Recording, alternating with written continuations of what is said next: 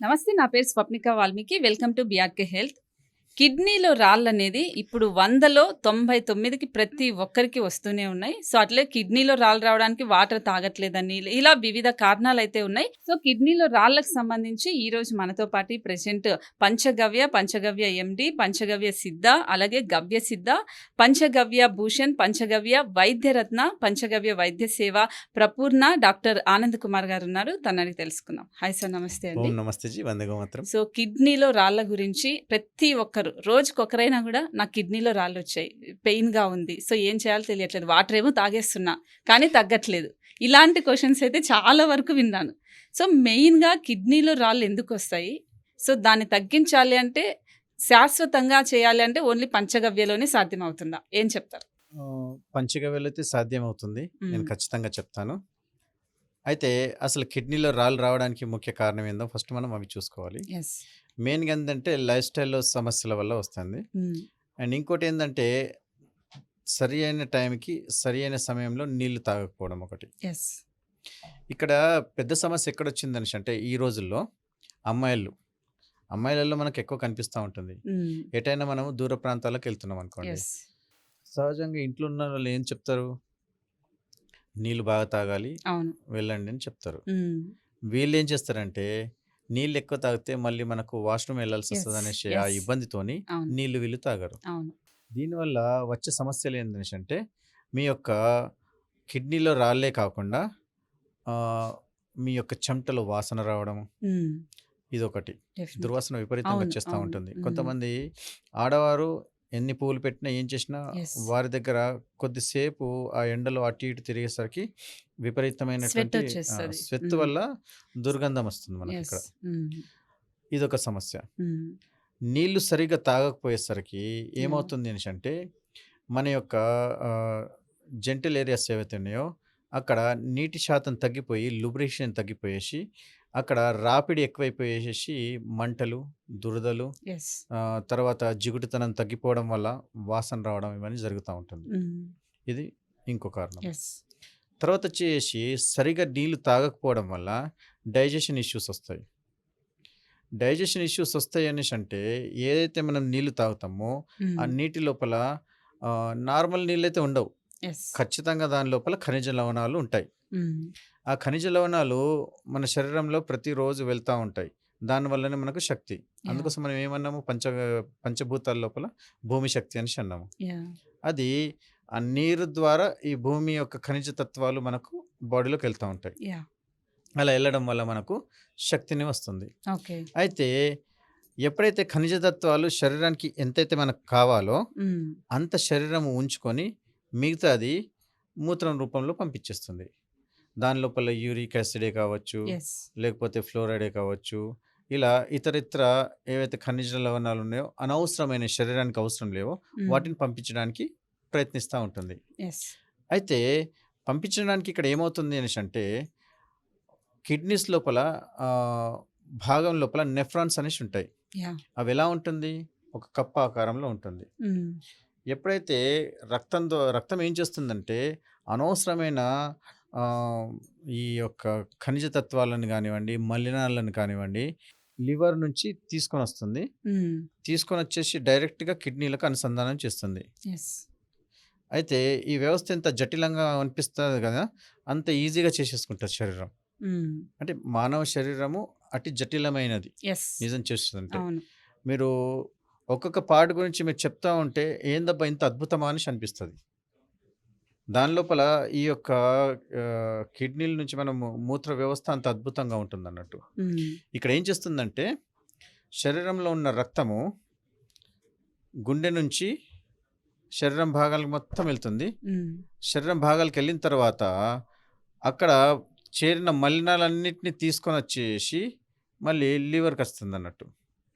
Liver నుంచి వచ్చేసి మళ్ళీ లివరు కొద్దిపాటిగా శుద్ధి చేసేసి మళ్ళీ పంపింగ్ చేయడానికి, చెడు రక్తాన్ని మళ్ళీ శుద్ధి చేయడానికి మళ్ళీ ఇంకోసారి పంప్ చేస్తుంది. అలా పంపింగ్ అనేది సరళ రేఖలో చేసుకుంటూ లోపలికి వస్తూ ఉంటుంది అన్నట్టు, తిరుగుతూ ఉంటుంది రౌండ్గా.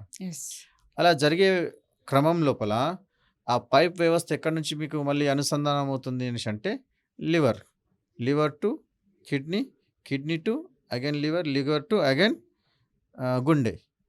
ఇలా చేస్తూ స్వచ్ఛమైన రక్తం మళ్ళీ ఒంటికి తిరుగుతూ ఉంటుంది. ఇలా తిరిగే దాని లోపల శరీరానికి కావాల్సినంత మాయిస్ట్ అంటే వాటర్ సరిగ్గా లేకపోవడం వల్ల ఏమవుతుంది అనేసి అంటే ఏవైతే ఫిల్టర్స్ ఉన్నాయో ఫిల్టర్స్ నిండుతాయి అన్నట్టు. ఓకే. ఎట్లయితే ఉదాహరణకు టీ మనం కాసుకుంటాం. మనం రోజు టీ కాసుకునే దాని లోపల చాయ్ పత్తి ఉంటుంది, పోస్తూ ఉంటాము, అవును. ఫిల్టర్ అవుతుంది. ఏదైతే చాయ్ పత్తి పేరుకపోతుంది చూసిండ్రా, ఇవి ఖనిజ తత్వాలు ఓకే. Like fluoride. ఎస్.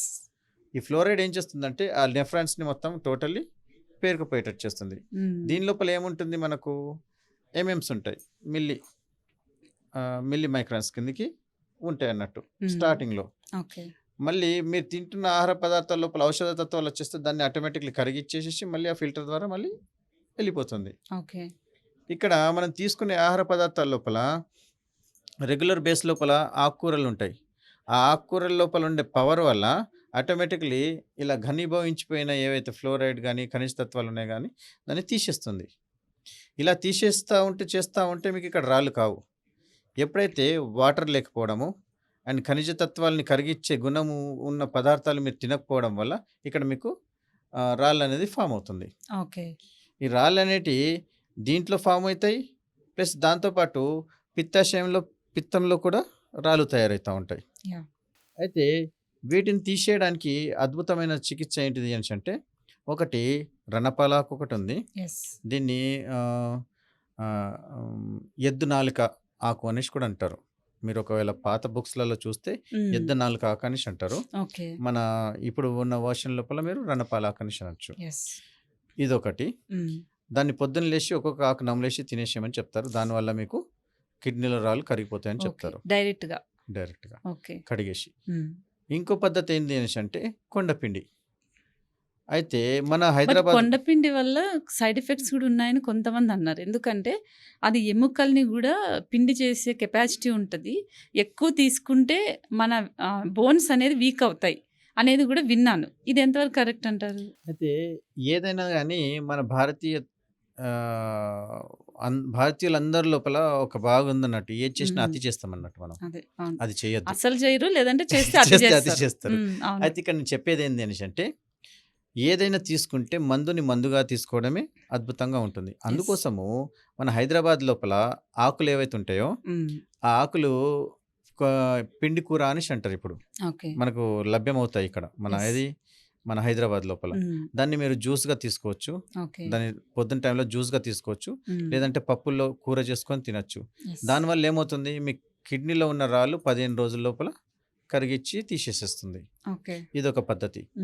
ఇంకోటి మా పంచగవ్య చికిత్స లోపల గోమూత్రం లోపల కొండపిండి మరియు దీనికి సంబంధించి చేసిన కొన్ని మూలికలు వేసేసి అరక తయారు చేస్తాం అన్నట్టు కిడ్నీకి స్పెషల్గా. దాన్ని కరెక్ట్గా 30 రోజులు తీసుకున్నారంటే ఎంత థిక్ రాళ్ళున్నా కానీ కరిగిచ్చి మూత్రంలో తీసేస్తుంది. ఎంత ఎంఎం ఉన్నా కూడా తీసేస్తుంది. అయితే తీసినట్టు మీకు ఎలా ఏర్పడుతుంది, ఆడవారు కానీ మగవారు కానీ ఎప్పుడైతే రాళ్ళు ముక్కలు వేసి కరిగి వెళ్ళిపోతూ ఉంటుందో అప్పుడు మీ మూత్రంలో మంట కనిపిస్తూ ఉంటుంది.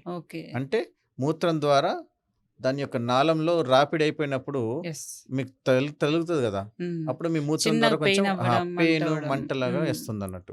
అది మీరు తెలుసుకోవచ్చు. ఒకవేళ మీరు చూస్తే మూత్రం పోసే కప్లో ఒకవేళ మీరు పోస్తే అక్కడ మీకు కనిపించేసేస్తుంది ఈజీగా. ఈ విధంగా మీరు కిడ్నీలో ఉన్న రాళ్ళని మీరు క్యూర్ తీసేసేయచ్చు. Okay, thank you sir, thank you అండి. సో ఇలా కిడ్నీకి సంబంధించి ఏవైనా మీకు ఆల్రెడీ రాళ్ళున్నా లేదంటే రాళ్ళు రాకుండా ఉండాలి అంటే జస్ట్ రణపాల ఆకు రోజు తినండి. నర్సరీలో అన్ని చోట్ల దొరుకుతుంది కాబట్టి రణపాల తీసుకోండి. లేదు అంటే మీకు గోమూత్రంలో కూడా కలుపుకొని కొన్ని పంచగవ్యలో ట్రీట్మెంట్స్ ఉంటాయి. సో దానికి సంబంధించి కూడా మీకు దగ్గరలో ఎవరైనా పంచగవ్యకు సంబంధించిన వైద్యులు ఉంటే వాళ్ళని కూడా ఒకసారి కలవండి. వాళ్ళ ఆహార నియమాలు ఇవన్నీ కూడా చెప్తారు. సో ఇలాంటి హెల్త్ టిప్స్ కోసం ఖచ్చితంగా మన బీఆర్కే హెల్త్ని సబ్స్క్రైబ్ చేసుకోండి, లైక్ చేయండి, షేర్ చేయండి. ఇంకా ఏదైనా కూడా మీరు తెలుసుకోవాలనుకుంటే వీడియో కింద తప్పకుండా కామెంట్ చేయండి.